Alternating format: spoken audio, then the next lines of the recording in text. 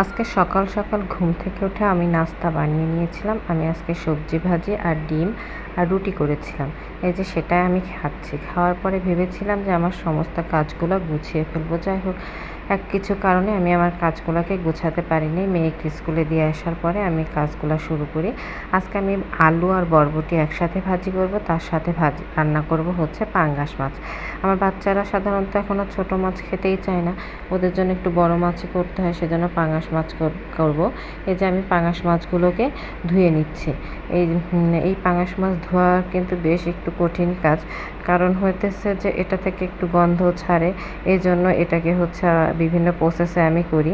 এই যে আমি তাড়াতাড়ি করে রান্না বসিয়ে দিয়েছি, এদিকে আবার মেয়েকে আনতে যাইতে হবে, তার স্কুলের টাইম। এই যে বরবটি আলু ভাজি করছি, তার সাথে পেঁয়াজ একটু মরিচ দিয়ে আমি হলুদ ধনিয়া জিরা দিয়ে এটাকে আমি ভেজে নিচ্ছি। একটু মোটামুটি জালে এটা বসাবো। আমি অন্য আর একটা চুলায় ভাত বসিয়ে দিয়েছি, সেটা হয়তো দেখাচ্ছি না।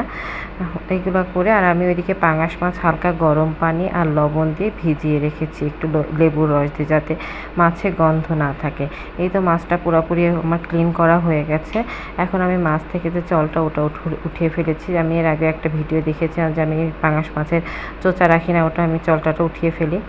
তো তারপরে আমি হলুদ আর লবণ দিয়ে মেখে এই মাছগুলোকে সুন্দর করে ভেজে নিচ্ছি।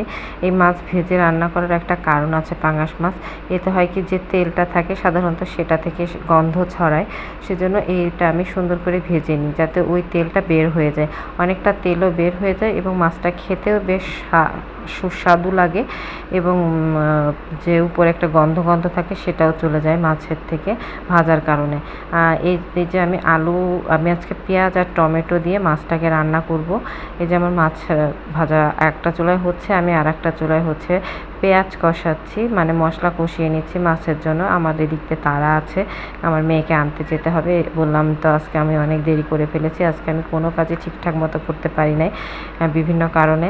এই বাইরের লোকরা বাসায় এসেও শুধু কথা বলছিল, তাদের সাথে কথা বলতে গিয়ে আমার আসলে এই সমস্যাটা হয়েছে। কারণ নিজে যে এক মনে কাজ করি সেটার জন্য, আবার আমার যে হেল্পিং হ্যান্ড সে তার টাইম মতো না এসে একটু দেরি করে ফেলেছে। সে যখন কাজ করছিল তখন আমি আমার রান্নাগুলো করতে পারছিলাম না।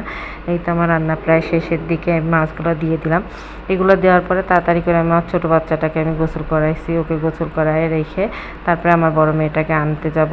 এই যে মাছ কষানো প্রায় হয়ে গেল। দেখেন মাছটা দেখতে কিন্তু খুবই সুন্দর লাগছে কষানোটা, খেতেও কিন্তু অনেক মজা হয়েছিল। এই যে রান্না আমি বসিয়ে দিলাম একটু হালকা ভুনা করে, তারপরে আমি একটু পানি দিয়ে রেখেছিলাম, অল্প ঝোল রাখবো। এই যে মাছ রান্না শেষ হয়ে গেছে।